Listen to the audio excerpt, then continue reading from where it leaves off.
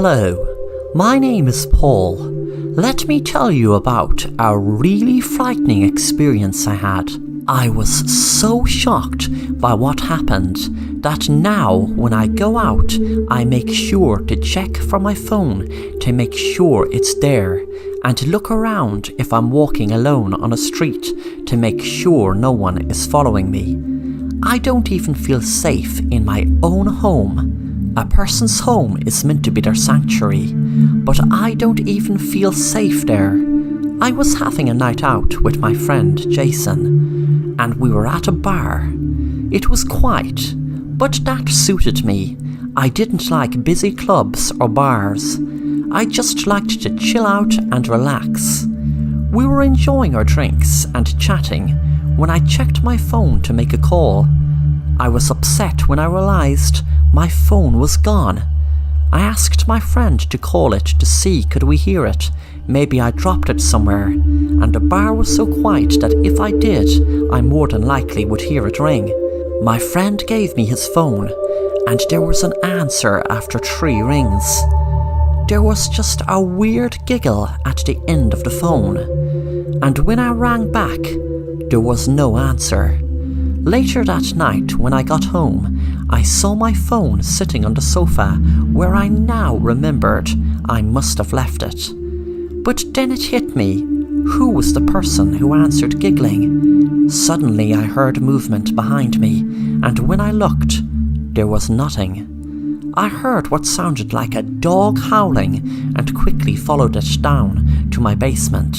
When I walked down the steps and turned the light in the basement on, I saw what looked like a starved boy looking up at me, and he gave the same giggle that was on the phone. I got such a fright I ran up the steps and locked the door and rang the police.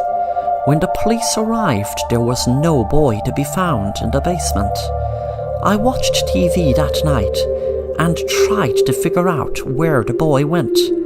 Suddenly my phone rang, and when I picked it up, I could hear the giggling. I shouted into the phone, and when I looked at it, I realised the battery died. But the giggling was still there. I froze in fear knowing that the giggling must have came from inside my living room. I looked around but could see nothing. I never heard the giggling again. But wherever I go, I feel like that creepy boy is going to pounce on me and attack me while giggling. I can't understand what it is, but I'm living in fear constantly.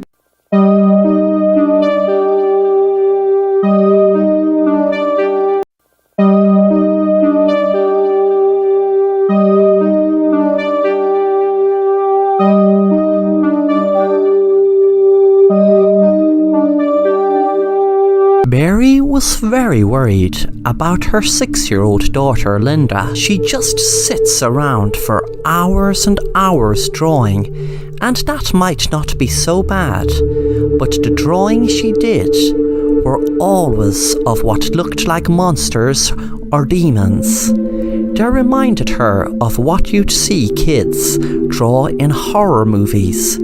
She didn't really pay much attention to it until one day out in the garden, she saw her daughter Linda digging a hole.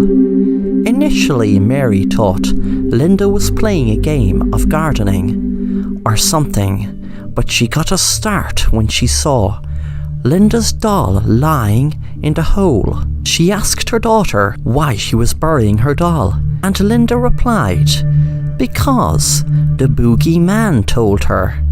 Mary felt a shiver run through her when she heard her daughter say such a weird thing, but she dismissed it, putting it down to maybe a few kids in school were talking about the boogeyman. The next day, Mary saw a teddy bear in a hole in the garden that Linda dug. Mary got angry this time and said, "Linda, don't be so bad bringing that poor teddy out here and putting it in a hole in the garden."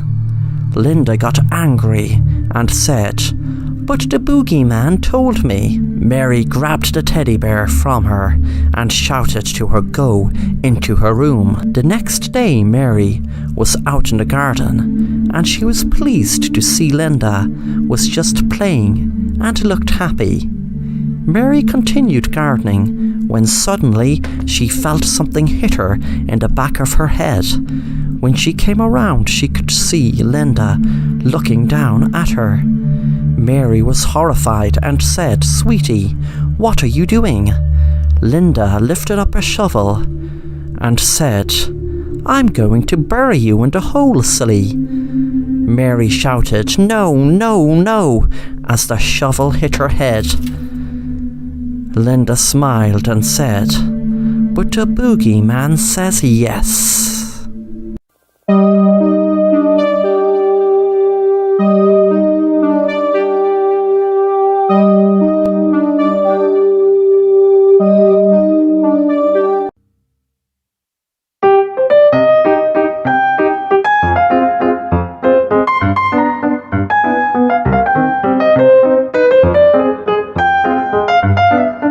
My name is Alan. I always loved acting, and every year in my school I used to get a role in the local play. I loved playing the main part, but to be honest, any part I loved playing. I was reading through my local newspaper one day when I spotted an ad for an audition for a TV show. I was so excited about it. An audition in my very own town for a TV show. It was so attractive to me. I rang the number as soon as I got my confidence up. The lady on the phone took my details and then gave me an email to email a short video of me playing any role. I chose to send her the best role I could think of, which was a play I did last summer. I waited a whole week and got no reply. I was about to lose hope when finally my phone rang and I was asked to come to an audition which was happening on Saturday. They emailed me the script. I read through it. The role was me walking up to a guy, asking him what advice he would give me on my wife cheating and act really upset. I practiced in front of the mirror for about an hour, making up different dialogue that would suit the role. Finally, the day came for the audition, and I was nervous, but I just had to park the nerves and realise this is what I always wanted. There were 3 people I assumed were judges sitting in the theatre, and a man on stage. As soon as I walked in, the man said, "Just in time, Alan, is it?" I said yes. When I went up on stage, he said, "Give it your best performance. Are you ready?" I said, "Yes, I'm as ready as I ever will be," and gave a smile. I jumped back with fear when the man pulled out a knife and started screaming. I was trying to run from him and he grabbed me. I looked into the audience and the 3 people were smiling. I felt sick, knowing that if I didn't do something, he would kill me. He started shouting hysterically like a madman and raised the knife again. I pulled him back and he fell off the stage.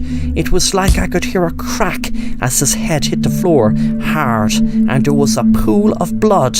I was on stage, frozen in fear. The 3 people started screaming. I wondered why they brought me here to an audition to kill me. They all got together and held me, while one rang the police. I kept screaming, "Let me go, let me go." I said he was trying to kill me. One of the men shouted, "You bloody madman, you know that was the role you were meant to play. I sent it in your email." A few minutes later, when the police arrived, I showed them my phone and the email that was sent. It was then the man realised he had sent me the wrong script. The man I just killed, who I thought was trying to kill me, was only acting out a role that was in the script I was meant to have received. He never had any intention of killing me, and the knife wasn't even real. But the police had confirmed even before the email was read, the man I pushed had died from the impact when his head hit the floor.